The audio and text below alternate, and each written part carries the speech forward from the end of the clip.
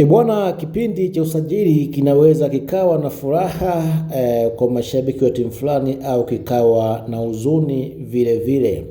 Young Africans imetambulisha wachezaji kadhaa ikiwemo saini bora na kubwa ya Alan Okello pamoja na Depu kutoka nchini Angola ambaye alikuwa anachezea huko barani Ulaya. Taarifa za ndani zinazomhusu Djigui Diarra baada ya kufanya vizuri AFCON, vilabu kaza wa kaza kutoka Uarabuni vinahitaji huduma yake.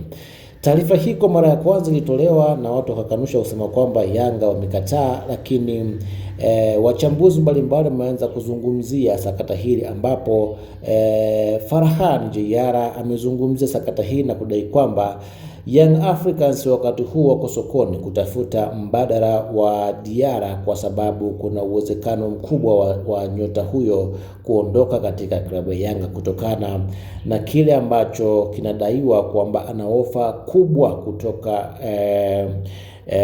Uarabuni, ofa ambazo ni ngumu kwake Diarra kuziacha, lakini pia na Yanga wenyewe kuacha hizo pesa imekuwa ngumu. Diarra amekuwa muhimili katika eneo la ulinzi kwenye klabu ya Yanga.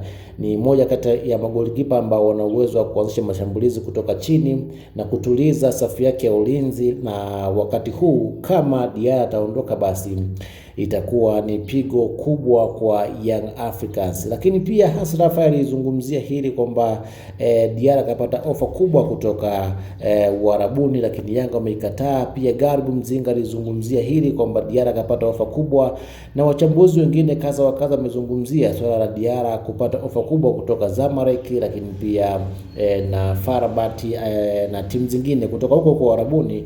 Kwa hiyo kuna uwezekano mkubwa Diarra dirisha hili akaondoka katika klabu ya Yanga kutokana na namna taarifa zinazoripotiwa kwenye mitandao ya kijamii, hususan kwa wachambuzi wa michezo hapa nchini Tanzania wamekuwa wakitoa breaking hizi na taarifa hizi za Diarra kuondoka katika klabu ya Yanga. Bila shaka itakuwa ni pigo kubwa kwa Yanga kama kweli Diarra ataondoka kwenye klabu yao, kwa sababu amekuwa ni muhimili mkubwa sana katika klabu ya Yanga kwenye safu ya ulinzi.